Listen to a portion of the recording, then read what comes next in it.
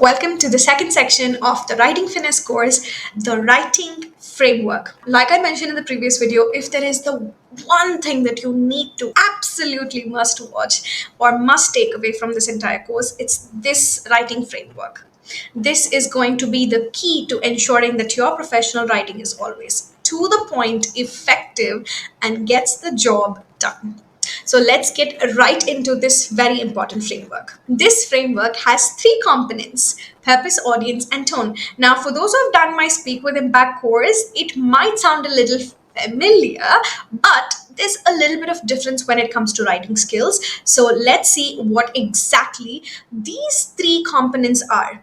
In this particular video, we are going to learn all about the purpose and how it plays a massive role in your writing. So let's get right into the first component, purpose. So when we talk about purpose, essentially we're trying to understand what is the goal of our writing. What are we trying to do with this piece of writing that you are putting out there? When it comes to goal, there can be quite a few different things that you're trying to achieve, but broadly classified into informing or sharing a bit of information, instructions that someone needs to know, or transaction where it's basically a give and take, or where you are sharing a little bit of transactional information, or finally where you want to persuade someone or influence someone to share something, to do something that you need, so on and so forth. So one of these four could be the purpose of your writing to someone. Now, what do we do with this purpose? Or once we've identified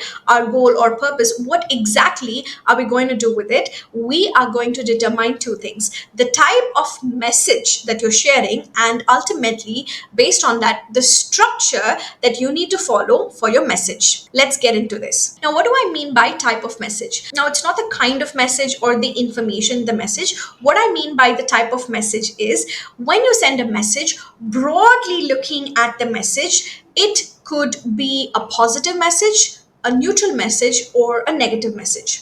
When I say positive, it is exciting, amazing information that you're sharing. Maybe it's to say someone that they've been hired, or congratulating something, sharing an award, etc., and so on and so forth. Now, neutral messages are your basic business as usual messages where you're just sharing a report, etc., information that they need to know. Whereas negative messages have a little bit of negative connotation to them. It could be a delay, or you could be firing somebody, or you could be letting go of something. You might be saying no to somebody. So any sort of message that has a negative connotation to it would go under your negative messages. So based on the purpose, the next thing that you need to identify is what kind of message are you sharing? Is it positive? Is it neutral? Or is it negative? Because based on this, we are then going to determine the structure that we are going to use to write this message. Now, structure is a very key part of writing.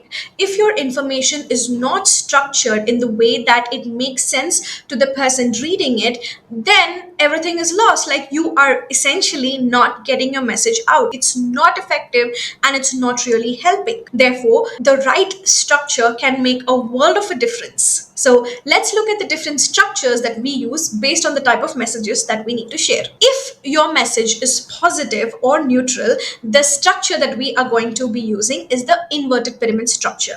Now, inverted pyramid structure is amazing when you have direct information to share and it instantly goes out to the person. Now, you might have come across an email or a message that someone has sent and you just don't know what it is all about. This particular structure is going to help you not have that kind of problem when you write something.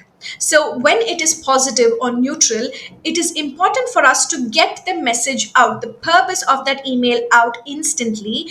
And to do that, we are going to use something called as the focus statement. Let's look at what is focus statement. But before that, as a writer, it is our responsibility to ensure that we tell the reader the purpose of this message immediately at the very beginning. And what happens is this ensures that the reader has flexibility to go through the message at their own preference when it is convenient for them, and again based on the importance of the message. This means that it's our job to get the purpose out immediately, and this purpose is what we call as a focus statement. Now it can be a line or it can be a couple of lines, but in the very beginning of the email we want to share that purpose of the email, and this works beautifully for positive or neutral messages. Now how are we going to use this focus statement is we will start our message with the focus statement or the purpose of this message. So this is how your inverted pyramid structure looks, where you start with the focus statement or the most important message that you are trying to share, and then all the supporting information or details that are going to aid your main message, and then end it with the least important information, things that are there just for closing things and don't really have anything important. Now what this ensures is the message is structured in a way that gives the reader flexibility, and they can choose to skim or scan and go through the message and take the information that they require. So we start with the most important information and cascade it to the least important information. And this is the inverted pyramid structure. Using the inverted pyramid structure helps massively get the message out in a clear, concise, structured approach that the reader would always be able to make sense of. Let's look at an example. Now, as you can see, let's assume 100 different people are going to get this email or this message from their company. Now, by default, everyone would at least read the subject and then the first line of the email. That is where you want to put your focus statement. So you want to start the message with the focus statement, essentially in the very first line, or if not in the very first few lines. And that ensures that everyone who needs to know this message gets the message clearly. All right. And then all the rest of the information, which is usually additional, supporting, not important information, can then get cascaded through the rest of the message, ending with the least important information. And this is how we use the inverted pyramid structure, starting with the focus statement and then the supporting information and then closing it. So when it comes to positive and neutral messages, inverted pyramid structure is what you should use to get your message out clearly and effectively. Now, when it comes to negative messages, however, the negative message itself is the focus statement or the reason why you're sending this message in the first case. So you do not want to start with the negative message. No one likes reading something where it's negative right at the very beginning, and therefore we use a slightly modified structure, the diamond structure, for any kind of negative messaging. Now, how does this diamond structure look? Because we don't want to immediately start with that negative message, we start with something called as a buffer. This buffer ensures that you don't start the message off on a negative note, and therefore it is important that we use a slight buffer. And what is that buffer going to be? It can be appreciation, acknowledgement, or understanding based on the message itself that you are sharing. And then you can also use thank you if relevant, but it is important that you start with a buffer when dealing with negative messages. So you start with a buffer, then add details, and these details are facts and not assumptions. You add details supporting your negative or your focus statement, which is the main message that you're trying to share. And finally, you also want to close it with that empathy. So this is how you use the diamond structure to sandwich the focus statement in between the buffer and the closing, where you start and end with empathy. And this is done so as to not damage the relationship that you have with the other person, the rapport that you have built, and in general maintain a good tone even when you are writing a negative message. So let's look at an example for this particular structure. As you can see, it starts with appreciation for the person, for the work that they have done, and then we move into the details of why this person's proposal is not being considered before actually sharing the negative message. It also does not end abruptly, and it ends with a line that still closes with empathy.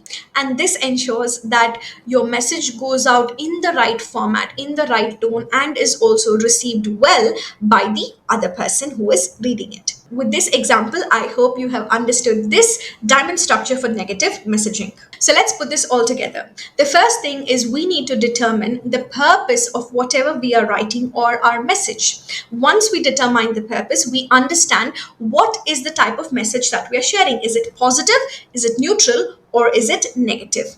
And based on the type of message it is, we then choose the right structure.